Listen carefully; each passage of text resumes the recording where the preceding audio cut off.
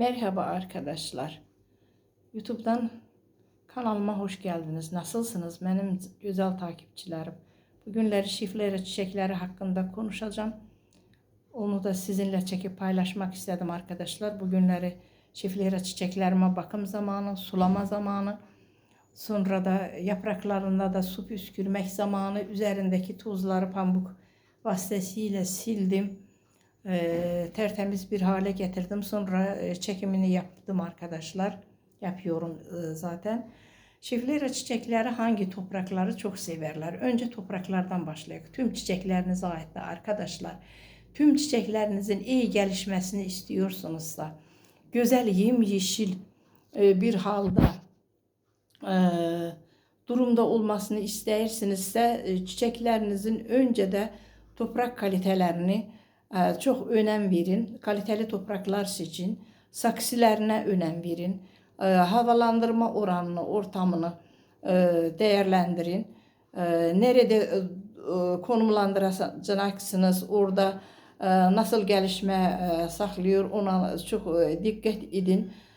Şeflera çiçekleri çok humuslu, vitaminli toprakları çok severler arkadaşlar. Bütün çiçeklere de zaten geçirken topraklar oluşturmak daha iyidir. Ona göre ki saksıda su birikimi toplananda arkadaşlar çiçeklerinizin köklerine zarar vermiş olur. Çiçeklerinizin köklerinde çürümeler olur. Ne kadar suyu çok seven çiçekler olsa da yine de o saksılarınızda olan o drenajer deliklere çok üstünlük verin.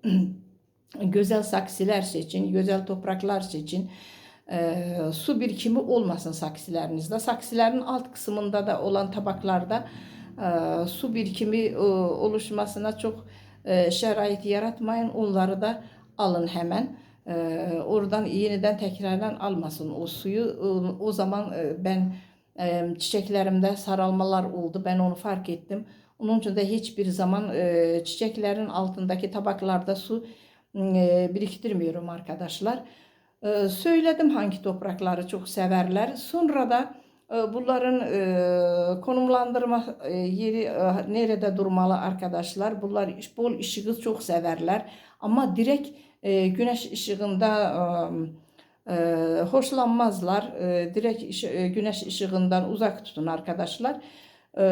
Bol ışık alan bir yerle konumlandırın çiçeklerinizi, şiflera çiçeklerinizi. Işıktan çok hoşlanarlar bunlar. İstilik oranı da şimdi kışın 18-24 derece olanda, yani o istilikler arasında daha çok gelişmeler yapırlar. Bol ışık olan alanda daha gelişmeleri hızlı olur, hızlı büyürler arkadaşlar. Yayında zaten yayında çekirik videolar, nerede konumlandırmak lazımdı onlar hakkında da konuşuruz. Şimdi kışın o süresini, o kısmını konuşayım arkadaşlar. Sonra sulamasına gelende de çok sen diyen suyu fazlasıyla da sevmezler. Az da uygulasanız yani ara süre çok olarak uygulasanız onda da yapraklarında saralmalar olacak, dökülecek arkadaşlar. En çok sevdikleri türlerden de biri mayadır.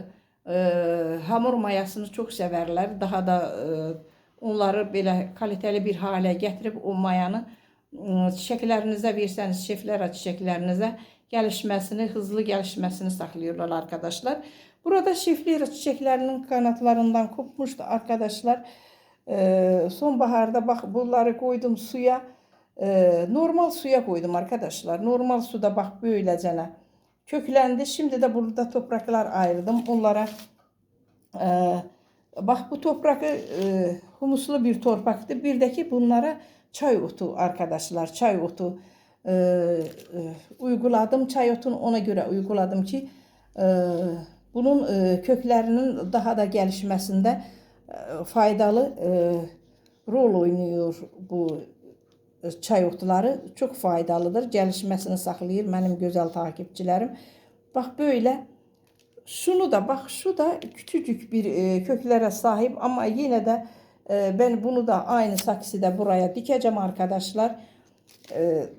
Çünkü bunları önce diktikdə kiçik saksılar seçiniz. Kiçik saksılar seçəndə kök gelişmeleri daha hızlı olur. Daha hızlı büyüyürler arkadaşlar. Bak böyle bunları buraya diktim. Burada da bir tane saksım var. Burada da köklendirdiğim bir tane sırga küpe çiçeğim var. Onu dikeceğim. Sonra şefleralar hakkında konuşum. Bu günləri bunlara can suyu da uyguladım. Bak şuna can suyu uygulamamışam. Birine uyguladım. Bak bir tane buna can suyu uyguladım.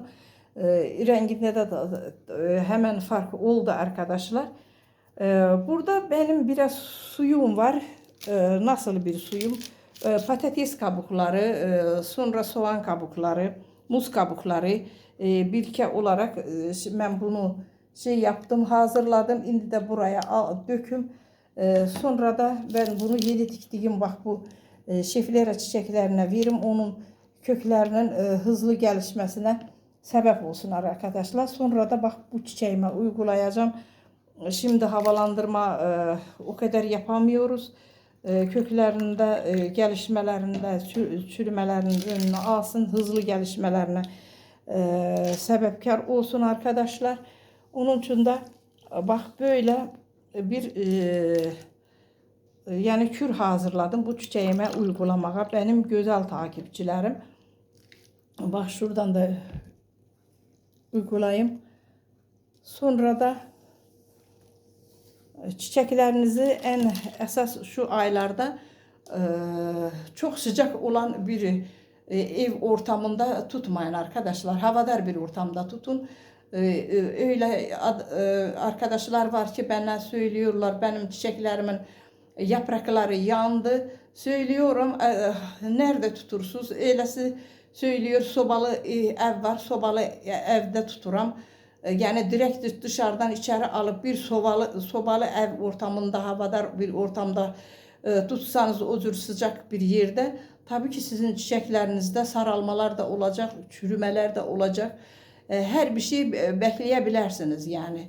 Öyle bir ortamda tutanda çiçeklerinizi soyuk da olsa, kışın da olsa yine de çiçeklerinizde mutlaka havalandırma yapın. Tüm çiçeklerinize ait şifrelerde öyle. Bu kadar olsun arkadaşlar. Her zaman söylüyorum. Çok uzun süreli videolar yerleştiremiyoruz. Hoşça kalın, sağlıcakla kalın. Her birinize teşekkür ediyorum. Yorumlarınızı bekliyorum. Hoşça kalın arkadaşlar.